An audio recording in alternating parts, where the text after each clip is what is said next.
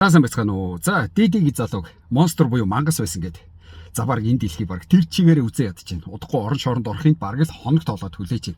За гэтэл нөгөө талд нь яг эсэргээрээ DD бол жинхэнэ эр хүн байсан. Жинхэнэ олон хүмүүсийн амьдралыг үйдэн татсан гэд. За тэгээд DD-гийн төлөө одоо болтол бат зогсож байгаа хүмүүс бүр маш олноор байна. За яагаад гэдгийг энэ бичлэгэн дээр тайл. За тэгээ өнөөдрийн бичлэг дээр зөвхөн DD гэж сайн талаас нь яг энэ хүн юу хийцээ, юу бүтээцээ. Тэр нөгөө монстр буюу мангас гэдэг талаас нь ярихгүй шүү. За тэгээ бичлэгээ эхлэе. За DD-гийн хувьд түрүү хэлсэн 69 он төрсөн, одоогоор 54 тавтай гэдэг чинь цэц залуугаараа. За анх нөгөө карьер нь яаж ихэнсэн гэхээр за маш олон хүмүүс мэдж байгаа бох. Дөнгөж 21 настай гэж байгаа шүү дээ. Орон нутгийн бичлэгийн студиуд ажилд ороо. За тэр үеэс л нөгөө нэг авиас нь тодорцсон байлээ. За тэр үедээ Хавардын их сургуульд оюутан болоод ороод нэгдүгээр курстэй байж хат нөгөө бичлэгийн студид ингээд дуудаад чи ингээд манад ажилд орчихоо, сургуулиасаа гарчгаа, альбом тушаал өгье, хангалттай цалин бүлэг өгье гэдэг. Тэгээ ягаад тэгэхээр DD-гийн авиас тэр үеэс л тодорч ирсэн байгаа байхгүй. Тэгээд Нью-Йоркийн одоо төвтэй одоо Америк нэгдсэн улсын зүүн үргийг жинхэнэ хатгаж яасан тэр бичлэгийн студ бүр DD ерөнхийлөгч гэсэн альбом тушаал өгөөд за энэ залууг ажилд авч ирсэн байлээ.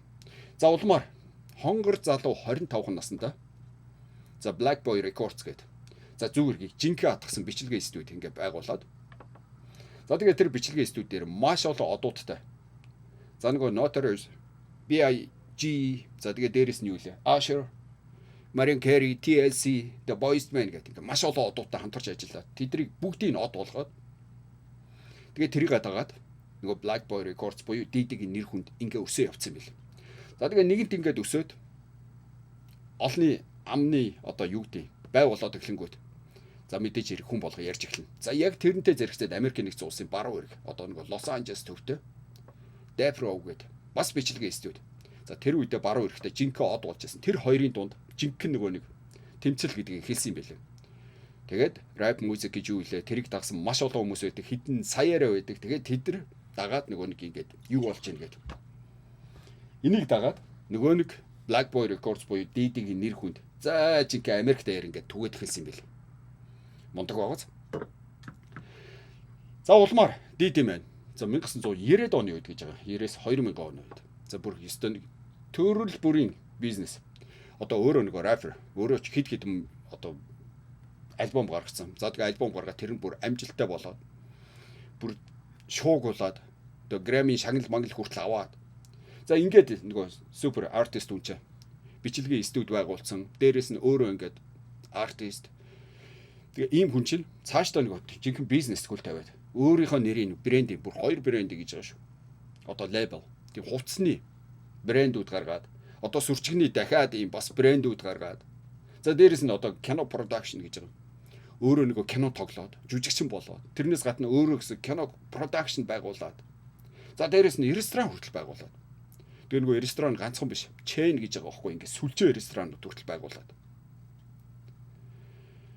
тэгээд энэ хүн нөгөө нэг нэр хүндээ дагаад олон дагаад ингээд энэ олон бизнесүүдэн дагаад ганцхан урлагийн ертөнцид биш бизнесийнхээ ертөнцид 1990-ад оны үед бүр нэрээ дархлаад эргэлт буцалтгүй ороод энэ DD гэсэн нэр жинхэнэ тэр үеэс л эхэлсэн гэж байгаа байхгүй. Тэгээ 2000 онд нөгөө MTV гэдэг одоо бүгдээрээ мэдж байгаа хөгжмийн телевизэн сувг. За тэрэнд ингээд орно гэдэг бол зүгээр л тэр артистуудын хувьд бол нэр хүндээ эргээс. Гэсэн чи DD бүр одоо сэр нөгөө жинхэнэ нөгөө шоуг тэр үе зохион байгуулаад бүр сериалаар нь зохион байгуулад. Тэгээ нэг DD-гийн шоу мэдээж хэрэг олон түгээд тэндээс маш олон артистуудыг олоод ингээ явсан билээ. За тэгээ цаашлаад DD гэдэг маань зүгээр л хараа DD ингээд хараа Jennifer Lopez-тэй үргэлжлэсэн гэл ингээл зүгээр бодгоор л одоо мундаг гэж хэлэхгүй яг уу мэдгүй одоо Jennifer Lopez олон төгссөн үзэсгэлэнтэй авиастай бол авиастай мэдгүй Jennifer Lopez-тай үерхэх одоо гэрлэх энэ дэлхий дээр хэдэн 100 мянган сая ирчүүд байд юм бөөмөд. За ямар ч байсан энэ бол нэг тийм хүн болгонд нэг олдоод байгаа байхгүй тийм үү? Ирчүүд болгон за ирчүүдийн үед одоо мөрөөдлөх наашаа тэгтээ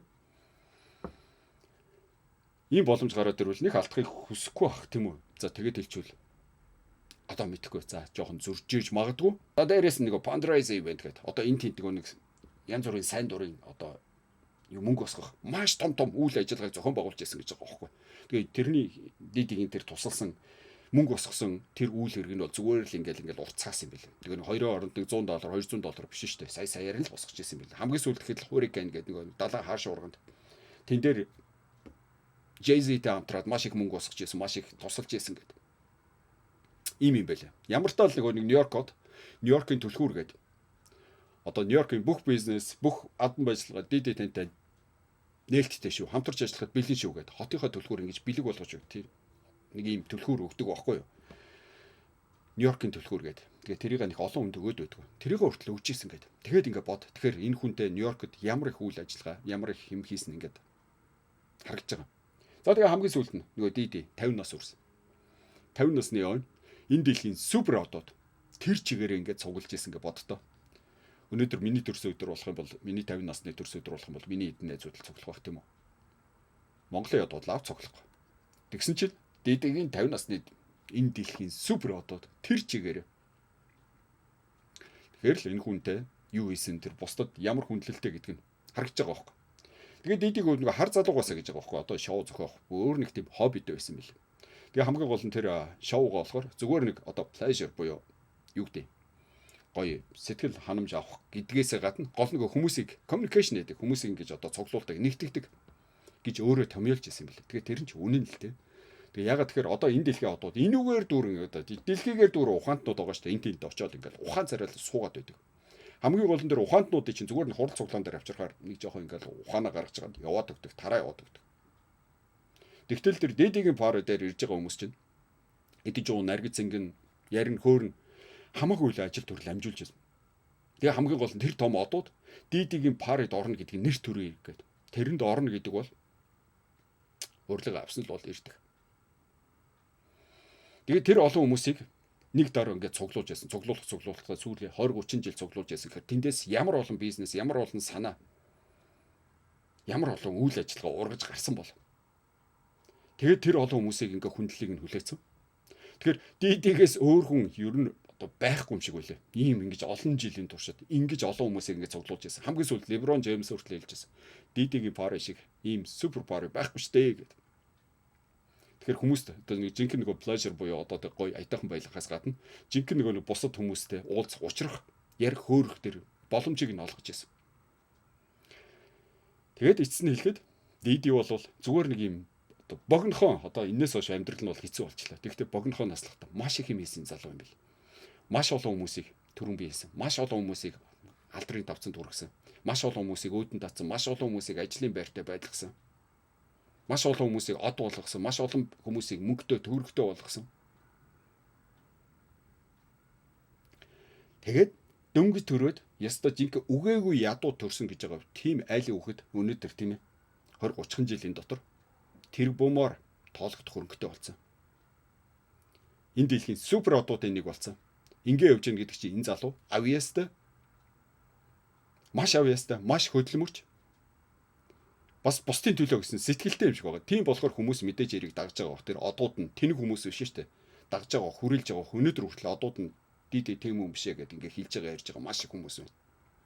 Тэгээ ийм л залуу байсан юм байлээ. Тэгээд өнөөдрийн бичлэг дээр бол тэр муу юм бол ярихгүй зөвхөн сайн юм ярьж байгаа учраас.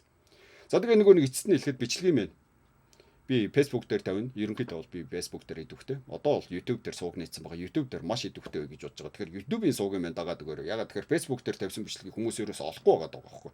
Буцааж олохгүй. Нэг нь Facebook ч доошоо алга болоо. Тэгэхээр YouTube дээр хайлт хамаагүй амархан байдаг болохоор YouTube дээр дагаад өгөөрэй. Тэгээд цаашдаа энэ Дидитэй болж байгаа халуун сэдвүүдийг би ярина. Энэ зүгээр нэг юм шар мэдээ, ховдоо ингээд дуртаатай биш. Яг тэгэхээр энэ Диди Холливуудыг тэр чигээр нь атгаж байсан. Манайд Facebook ямар хүчтэй байгаа вэ?